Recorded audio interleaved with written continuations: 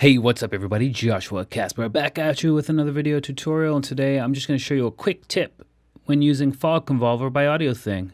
This is something I didn't know about until I recently made a video on making birds chirping into reverb. Highly suggest checking out that video. I'll leave a link in the video description. But while I was doing that, I found out that you can actually drop two impulse responses into this convolution reverb, and they will interact with one another, making one cohesive and even more detailed and interesting reverb. And the way to do that is right here in the mode. You see right here it goes left, right into IR, which is impulse response, which is then outputted as left-right information.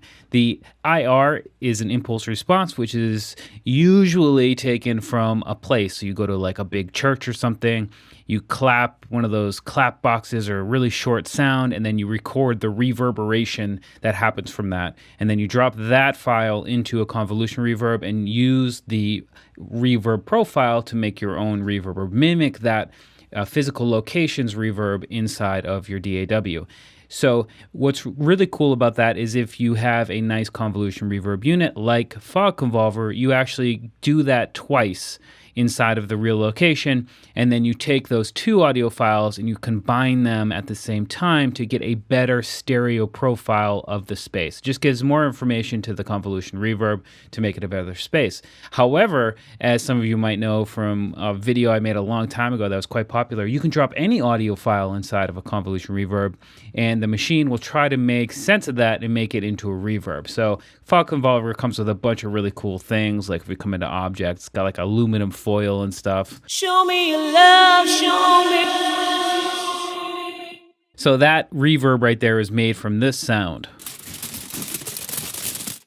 All right, so it's very, very unique, very cool, get some really interesting things, but watch what happens when I start dragging and dropping audio files. And it can accept really any audio file. So I've got this SFX noise over here. Just drag and drop it right inside of there. So right now, this is what the reverb sounds like. Show me your love, show me what is what.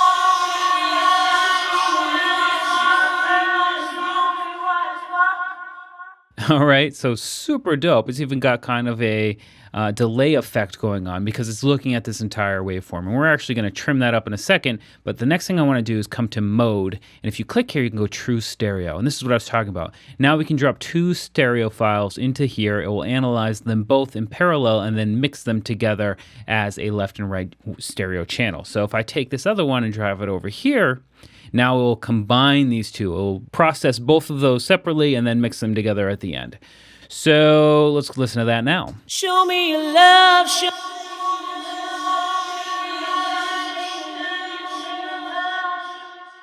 So it actually sounds different, you know, right out of the box. It sounds calmer. It actually sounds more mellow, more, I don't know, mellow, I guess is a good word. So what I want to do now is just go ahead and trim it up a little bit so it's not so long. We're going to adjust the fades here, the curve. You know, doing stuff like this is just going to make things a little bit more natural, a little bit sounding a little bit better, maybe a little bit of pre-delay. And let's pull down the dry and just listen to the reverb.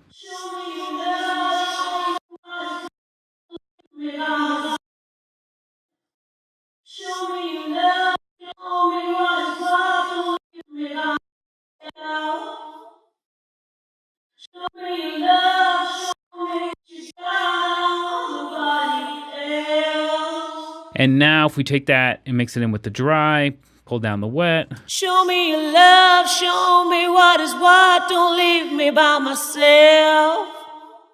So that sounds super dope. And what's really cool about this is it's completely unique to me. Unless someone happened to take these two SFX files and drop them in here, then no one else is going to have this type of reverb. And we can always stack that on top of other reverbs if we want to flush it out, because right now it's kind of more like an echoey type of reverb.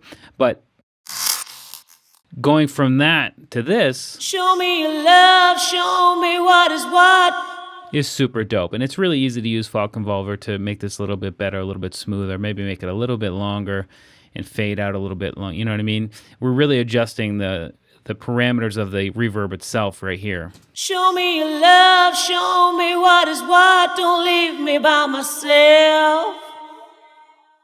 Super dope. Anyway, I just wanted to share that with you, that mode switch right there. I didn't know it had it while I was doing that other tutorial, and now I do, so I'm pointing it out to you. Anyway, that's Fog Convolver. I'll leave a link to it in the video description if you want to check it out. I'm Joshua Casper, and I'll see you in the next video.